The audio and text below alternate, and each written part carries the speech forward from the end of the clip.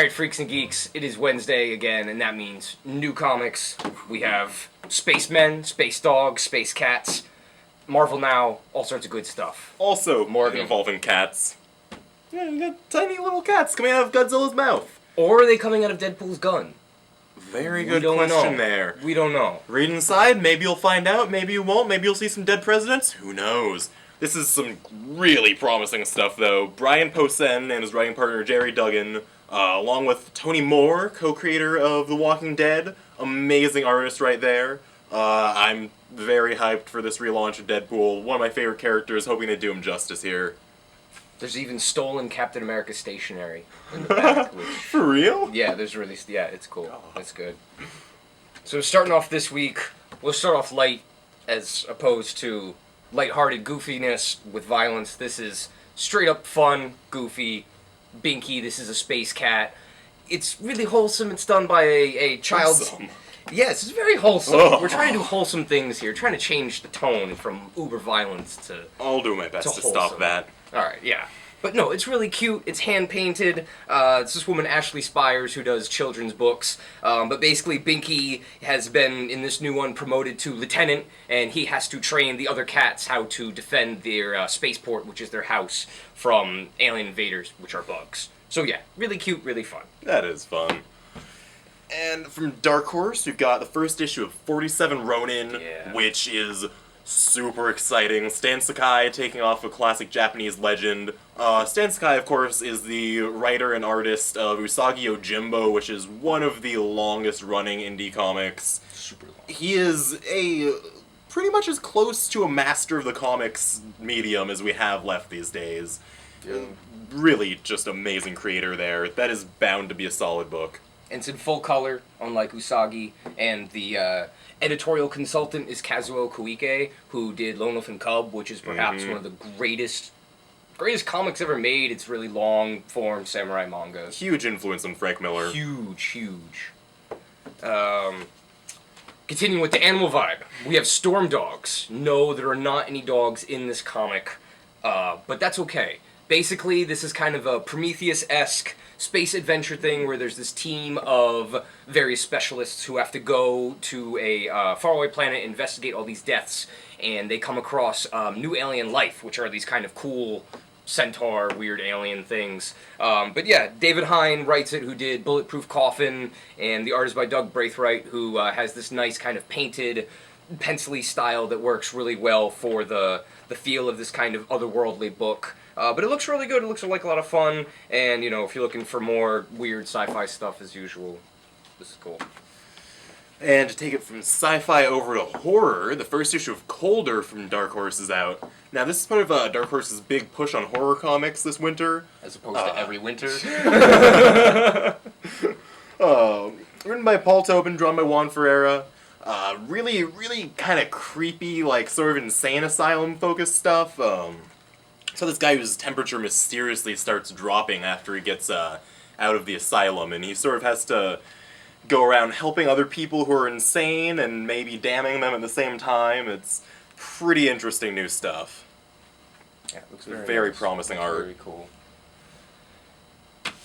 And continuing the space vibe, we have Spaceman, finally finished roughly on time, but 9 issues, $25, oversized, with black and white extras, you know, pencils, ink, stuff like that. This is an amazing deal. It's by the team who did 100 Bullets, and this is their take on kind of this, not quite junk punk, but definitely low-tech sci-fi type of thing about these group of children who are kind of bred to be basically astronauts, but with minimal kind of intelligence. And this opens up in a really kind of downtrodden world where this guy rides around on this kind of swamp buggy getting junk from the bottom of the ocean.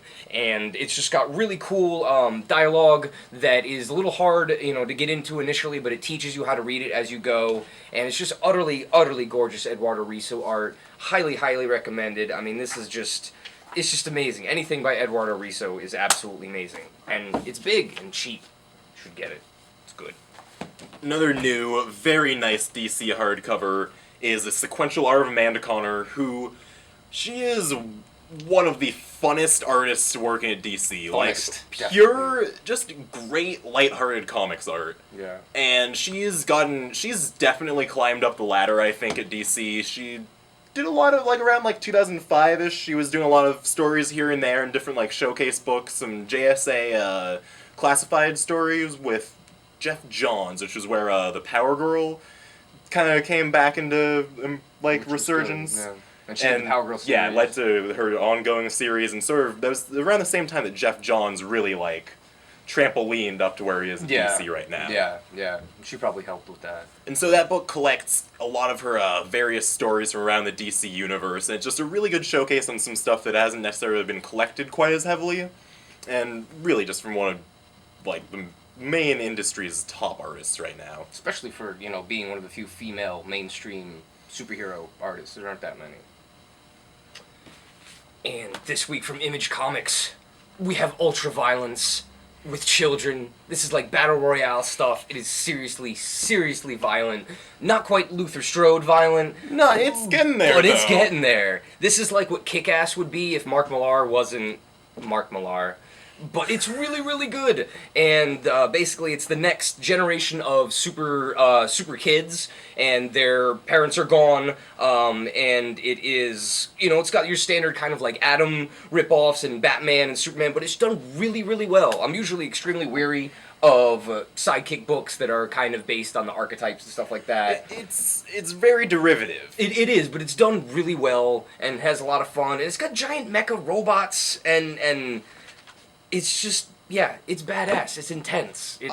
I really have been loving it. It's sort of a grown-up sort of love letter to that kind of adolescent, like, action superhero Exactly. book. And there's another introduction by Matt Fraction, which again says what we were saying. I know he's doing but that better. Yeah. And a book that Matt Fraction recently finished his run on, and has now been relaunched in Marvel now, Iron Man by Kieran Gillen. Kieran Gillen is legitimately one of Marvel's best writers. He just came off a huge run on Journey and Mystery, which I have talked about many a times, which was one of the smartest books on the racks for a long time, and hopefully he's bringing that same intellect to his Iron Man run, which is, the tech-heavy side of Iron Man really, really suits that approach, I think, and I'm expecting big things from this series. And Tony Stark got rid of his mustache. It's terrifying. It is. This may very well. It is an upper lip that has not been seen in 30 years. Yeah, this is creepy. This might be the biggest change in Iron Man since he stopped drinking. Yeah. And finishing off this week, Prince of Cats. Some of you might be saying, hey, that's not totally new. Well, whatever. We don't care. It's that good. It really is. Ronald Wimberly is this guy from Brooklyn who makes amazing comics. He works on Black Dynamite with LaShawn Thomas doing character design, and this is basically the B-side of Romeo and Juliet with ninjas and hip-hop and spray paint and cheap takeout, and it's all in iambic pentameter. It's amazing. It took me like a week to read because it's so good. You don't want to finish it at once. We have more than one copy. You should buy more than one copy. Buy it for somebody who doesn't read comics. Buy it, read it, love it, buy it again! Buy it again. Prince of Cats. Yeah. So, and with that, thank you, Morgan. And, yeah, everybody have a good Wednesday. Peace out.